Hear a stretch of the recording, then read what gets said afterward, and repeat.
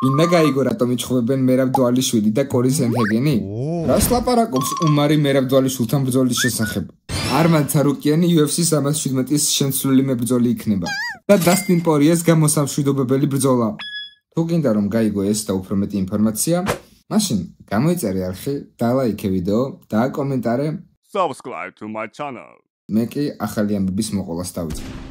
პედი პიმბლეტი შესაძლოა სატიტულო ბრძოლაზე, რომელიც ილია თოფურიესთან შეიძლება ჩატარდეს. თუ ილია მოიგებს და იტყვის, რომ ჩემთან ბრძოლა სურს, UFC აუცილებლად მოაწყობს ამ შეხვედრას. ვიცი როგორც დავამარცხო ილია თოფურია. ვიცი როგორც ვიბრძოლო მის წინააღმდეგ. სხვა მებრძოლები მის სისუსტეებზე არ მუშაობენ. მე ვიცი რომ მასთან მხოლოდ კრივი არ შეიძლება. არის ტომას პინალი UFC-ს ერთ-ერთი ყველაზე დაუფასებელი მებრძოლი. ასპინალის კარიერაში 3 მარცხია, მაგრამ თუ დეტალურად დავაკვირდებით და გავშლით, მივხვდებით რას. UFC-ში მან კურტის ბლეიდსთან წააგო მუხლის ტრავმის გამო, მაგრამ მოგვიანებით რევანში მაინც აიღო. ერთ ბრძოლაში მიიღო დისკვალიფიკაცია არალეგალური იდაყვის გამო, რომელიც UFC-მდე 2016 წელს იყო. ზუსტად ანალოგიური შემთხვევა ჯონ ჯონს დღემდე ეთვლება მარცხად. რეალურად ამ სპორტში მას მხოლოდ ერთი მარცხი აქვს. ის 22 წლის ასაკში იწვნია. მეოთხე იწვნია. ეს მის კარიერაში მეოთხე ბრძოლა იყო და ის მხოლოდ 22 წლის იყო. თუ ტრავმას და დისკვალიფიკაციას არ ჩავთვლით, შემდეგ მან 12 ბრძოლა მოიგო.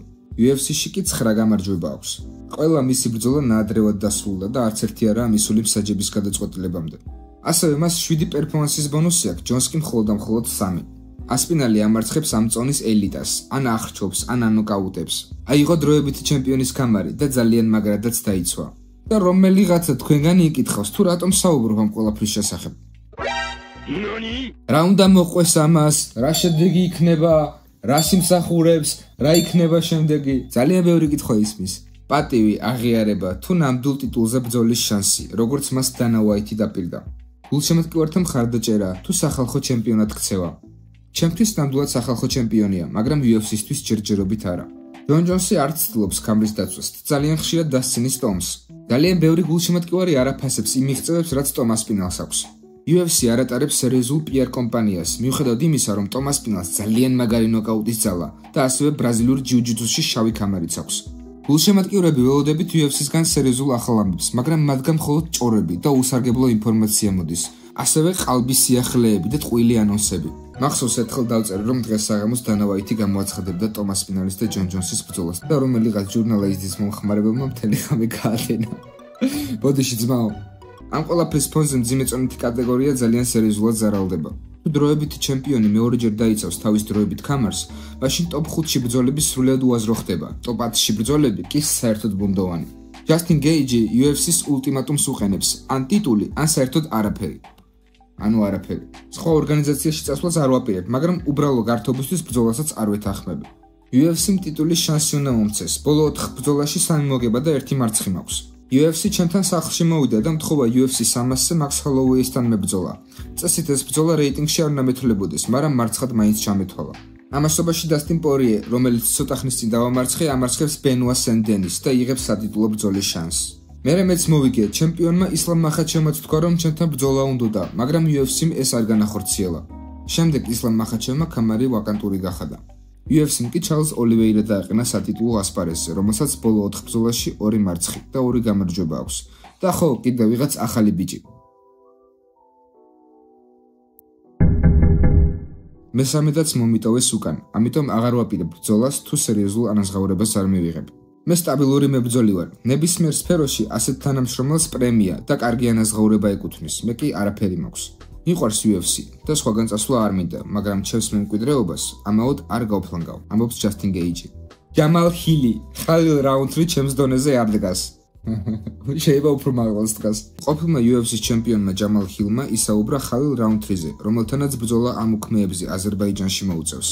არ მინდა უღირსად ვილაპარაკო, მაგრამ ვფიქრობ, რომ ხალილ რაუნდრი ჩემს დონესთან ახლოსაც კი არ არის.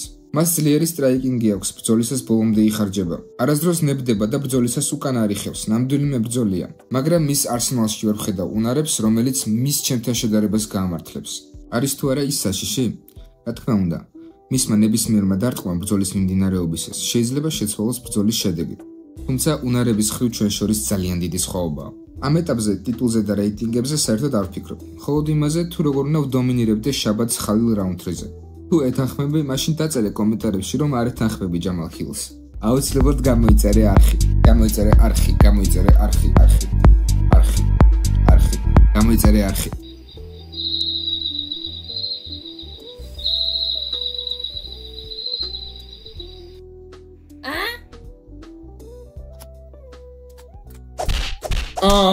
მეთქი. რატომ არის მერაბ დვალიშვილის და კორი სენთეგენის ბრძოლა თითქმის გადაწყვეტილი? სუპერმსუბუქ წონაში დღესდღეობით არ არსებობს აქტიური მებრძოლების საჩემპიონო რიგი. მერაბ დვალიშვილმა თავად განაცხადა, რომ წელს სურს კიდევ ერთხელ დაიცვას ქამარი. მოდი შევხედოთ სიტუაციას. შენომალიმ უკვე ორჯერ წააგო. სამჯერ სატიტულო შანსს მას არავინ არ მისცემს, რაც არნათ ძალიან დიდი ვარსკვლავი იყოს. უმარ ნურმაგომედოვი დროებით თამაშგარი მდგომარეობაშია. ის ჯერ კიდევ ტრამირებული ხელის მოშოშების პროცესშია, რომელიც ჯერ პირველ რაუნდში მერაბთან ბრძოლისას მოიტეხა, მაგრამ შემდეგ სიტუაცია ისე ფორმულირდა, თითქოს ეს ხელი მოტეხილი ჰქონდა და მერაბთან ტრაუმირებული შევიდა. არა კაცო რა თავს იმართლებს. საიდან მოიტანე ეგეთი რაღაცა? ის გაუგონია თავის მართლება უმარ ნურმაგომედოვისგან. გაჩერდი კაცო, გაჩერდი. არ დაგავიწყეს არხი, გამოიწერე არხი. უმარის დაბრუნება ოქტომბერში აბუ-დაბიში იგეგმება. მაგრამ ჩემი აზრით მას სატიტულო ბრძოლამდე კიდევ 1-2 ბრძოლა უნდა ჩაატაროს და აუცილებლად დომინირებით უნდა მოიგოს. პიოტრ იანი შეიძლება იყოს რეზერვი მერაბ დვალიშვილის და კორი სენთეგენის ბრძოლისთვის, მაგრამ მას ივლისში ბრძოლა აქვს და არ ამგონია მოასწროს ამ ბრძოლისთვის მომზადება. შეიძლება მას ომალისთან ან უმარ ნურმაგომედოვთან მოუწიოს კიდევ ერთი ბრძოლა. მოდი ახლა ვისაუბროთ კორი სენთეგენის და მერაბ დვალიშვილის ბრძოლაზე. კორიმ მაისში იბრძოლა, ძალიან მარტივად მოიგო. 5 ბრძოლიდან 4 მოიგო და ბოლო ბრძოლაში დეივისონ ფიგურედო დაამარცხა. და საინტერესო ის არის, რომ ის ერთადერთია, რომელიც ჯერ მერაბ დვალიშვილს არ შეხვედრია. რას ფიქრობ? შეუძლია დაწეროს ისტორია. ნუ თუ კორი სენთეგენი იქნება ის მებრძოლი, რომელიც მერაბ დვალიშვილს დაამარცხებს. უმარ ნურმაგომედოვი ძალიან უცნაურად ალაპარაკდა, მას შემდეგ რაც დანა ვაითმა კონტენდერებში მისი სახელიც განიხილა. ბრძოლას თავიდან ბოლომდე გადავხედე და შემიძლია თამამად თქვა, რომ მე-4 და მე-5 რაუნდის ბოლო ნაწილები დავთმე. ეს აშკარაა. მე 27 ივლისს ვერ ვიბრძოლებ, რადგან ხელი ისევ ტრაუმირებული მაქვს და დარტყმს ვერ უშვებ. ამიტომ ვარჯიშის დაწყებას აზრი არ აქვს და სხვათა შორის ამ მდგომარეობაში დავთანხმდი მერაბთან ბრძოლას. ეს არ არის გამართლება, წავაგე და ეს ფაქტია. ვაღიარებ. არ ფიქრობ იმაზე, რა შეიძლება მომხდარიყო. ასე ინება ღმერთმა. მას რომ ჩემი გამარჯვება ნდომებოდა, ხელი არ მომწყდებოდა და მერაბის ხელს არ აღმართავდნენ. უბრალოდ მაინტერესებს პირველი რაუნდი როგორ მოიგო, ან მესამე. ყველაფერი თავიდან ვნახე და ვაღიარებ, რომ მე-4 და მე-5 რაუნდები წავაგე. თუ მსაჯებმა მესამე რაუნდი მას მისცეს, ეს მათი გადასაწყვეტია. მაგრამ ჩემი მოტეხილი ხელი ერთ-ერთი მიზეზი იყო ჩემი წაგებისა. მოდი ახლა რეკლამაზე გავიდით. და გეტყვი, რომ მე არ მყავს სპონსორი, ამიტომ ვცდილობ, რომ ჩემი თავის სპონსორი მე თვითონ ვიყო და ამავდროულად ახალი ამბები კვირაში ერთხელ მაინც მოგაწოდო. ხო და თუ გინდა რომ ცოტა წამახალისო, დამილაიქე, დამიკომენტარე, გამოიწერე ჩემი არხი და მე უფრო მეტ კონტენტს შემოგთავაზე.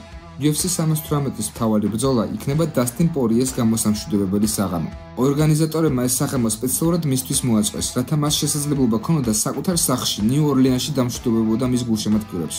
ამის შესახებ UFC-ის პრეზიდენტმა დანა ვაითმაც ისაუბრა.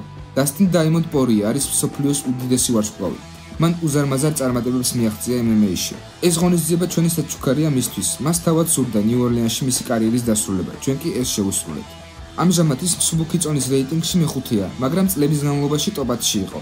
მისი კარიერული მიღწევები თავად საუბრობს მასზე. ის ერთ-ერთი უდიდესი მებრძოლია ისტორიაში. UFC-ში ათასობით მებრძოლს უასპარეზია და ძალიან რთულია თქვა, ვისი ადგილი სად არის, მაგრამ ის ნამდვილად ერთ-ერთი საუკეთესოა. მისი ბოლო მეტოქი ასევე ლეგენდარული მაქს ჰოლოუეი იქნება. გულშემატკივრებს კი დაუვიწყარი შოუელით.